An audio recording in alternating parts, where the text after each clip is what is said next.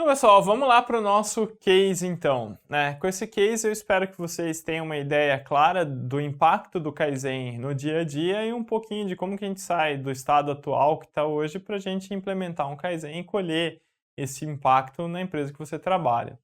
Bom, como é que foi esse case, então? Esse case foi um projeto de consultoria que a FM2S fez para um cliente, e esse cliente era uma empresa de manufatura, tá? Eles faziam manufatura de um produto lá derivado do alumínio.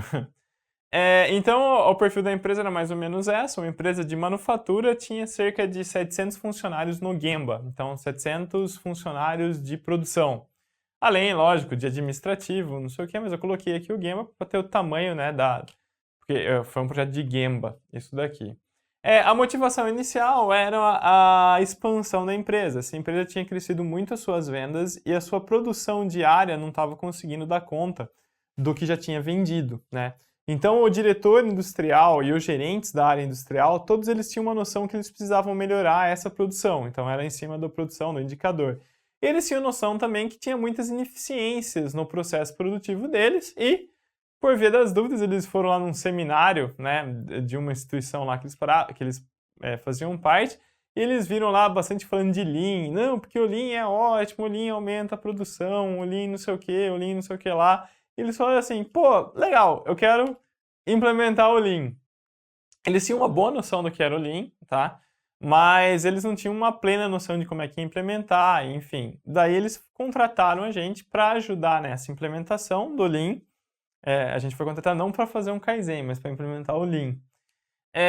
Para essa implementação do Lean e também para estruturar ali, ajudá-los a ter uma transição mais suave para impactar aqueles indicadores, principalmente aumentar a produção. Nós estruturamos o projeto mais ou menos dessa maneira aqui, nesses passos, né? Então, primeiro a gente fez um treinamento da equipe em Manufacturing, demos treinamento para todos os gerentes, para toda a liderança e para toda a liderança do Gemba. Nessa empresa, eles eram os famosos líderes de turno. Então, eles tinham lá várias estações de produção e cada estação de produção tinha um operador mais experiente que era o líder de turno. Então, a gente deu treinamento para esse pessoal. Depois, a gente fez um diagnóstico Lean, onde nós batemos os indicadores da fábrica. Um indicador muito importante em várias iniciativas de melhoria, principalmente para a área fabril, é o OEE, né? A gente tem até, inclusive, um curso de OEE dentro da nossa plataforma. O OEE, ele chama Overall Equipment Effectiveness. E ele é um número de 0% até 100% da eficiência ou da efetividade daquele equipamento. Se eu tenho uma máquina, né, ou uma série de máquinas, e essa série de máquinas, elas são projetadas para entregar 100 peças boa por dia e elas estão entregando 70 peças boas por dia, eu posso estimar o OEE dessa estação como sendo 70%. Em outras palavras, e pode ter vários problemas. A máquina não entrega tudo porque ela passou um tempo quebrada, ou ela não entrega tudo porque ela entregou 30 peças com defeito de qualidade, ou porque para não quebrar a peça, o operador está diminuindo a velocidade, ou porque ficou muito tempo fazendo setup. Tem vários agressores para esse OEE, que eu não vou falar tudo aqui, que não é o objetivo do curso. Quem quiser saber mais lá sobre as perdas de Nakajima, faça um curso de OEE. Mas enfim, a gente fala que ela está em 70% da sua capacidade. Então, a gente fez um diagnóstico Lean basicamente para medir o OEE dentro das máquinas dele. Que o OEE é um indicador lindo, maravilhoso para nortear a nossa iniciativa de Kaizen, não é? Eu quero pequenas melhorias. Para quê? A minha fábrica não precisa produzir mais porque eu não estou dando conta da minha demanda, das minhas vendas. Então, eu tenho que acabar com as minhas ineficiências, né? Se eu sair de 70% para 100%, são 30 peças que eu consigo vender mais no mercado. A gente nunca sai de 70 para 100, tá? Geralmente, a gente sai de 30 para 70%, de 40 para 80, é um trabalho meio que a gente sempre tem uma ineficiência, né? Enfim.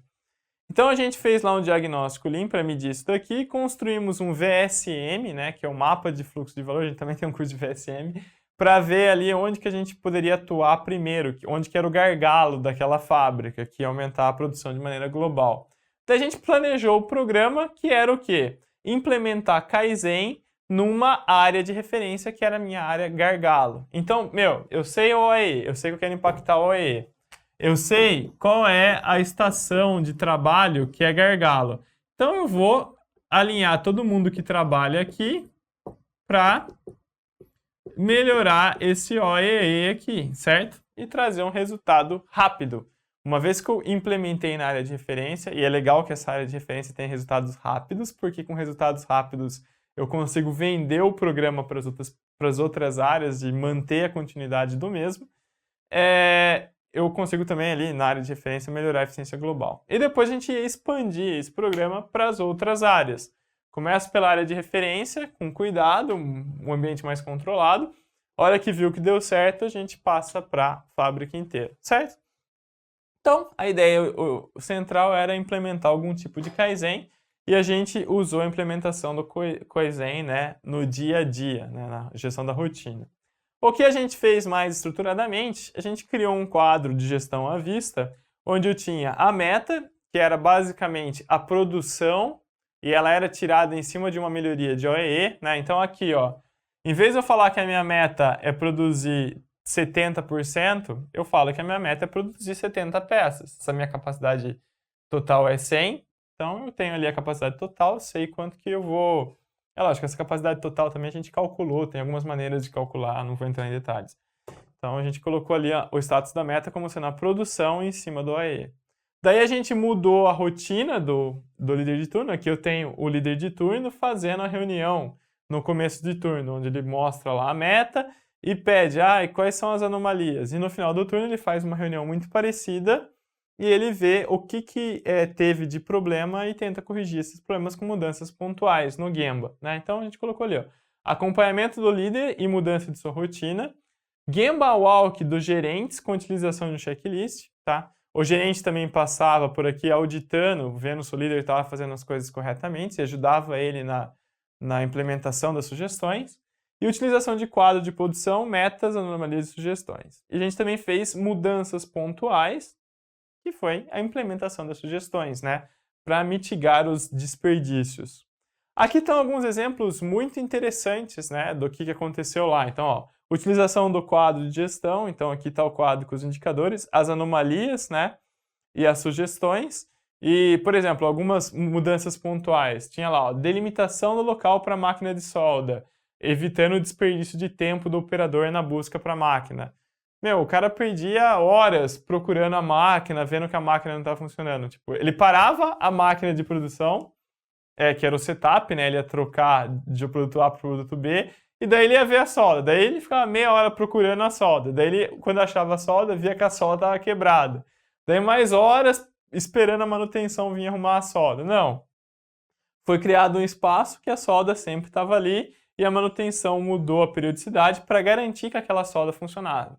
Isso deu um impacto gigantesco em cima, né, do resultado, do tempo perdido, né, que é máquina parada.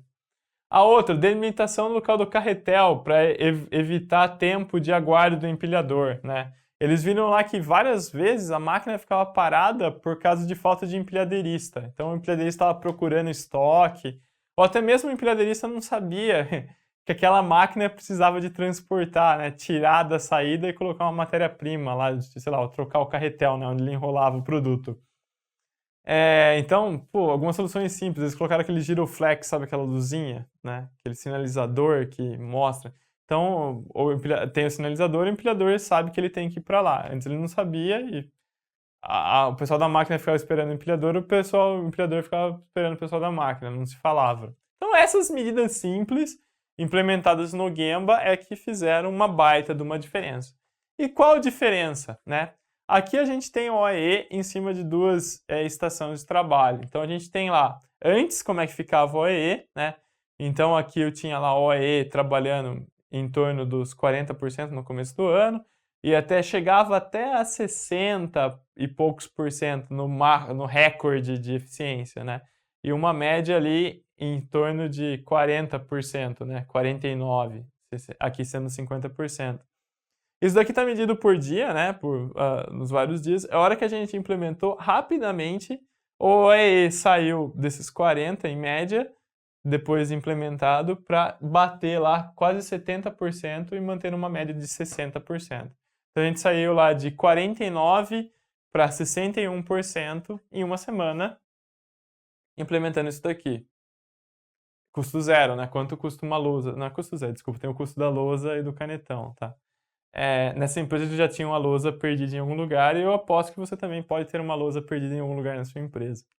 Enfim, é um custo muito baixo, né? Comparado com trocar a máquina, mexer na máquina, enfim. Teve o custo do Giroflex também, né? Pô, R$50. Então a gente consegue chegar ali. Na outra estação, né, que era a estação mais gargalo, eles saíram lá de um OE de 40%, de novo em uma semana, com a implementação. E olha, variação na produtividade que ele tinha por dia. Tinha dia que ia bem, mas tinha um monte de dia que ia mal. Quando a gente tem uma gestão da rotina mais controlada, né, essas sugestões fizeram também ir sempre bem. Né? Se eu pegar o acumulado, a soma de quanto produziu, nessa semana aqui produziu muito mais. O aumento de produção foi muito mais do que o impacto meramente em cima do OAE. Tudo bem? Então aqui está um exemplo do que acontece, do que a gente espera ver com esses programas de Kaizen, quando todo mundo está fazendo essa melhoria de maneira descentralizada. Ok? Então isso é um exemplo. Na próxima aula, é um exemplo bem focado na gestão da rotina. Na próxima aula eu vou comentar com vocês também algumas iniciativazinhas de Kaizen, né, de resultado de programa de sugestão e o impacto que uma mudança, né, uma sugestão, pode dar em cima de indicadores interessantes. Até a próxima.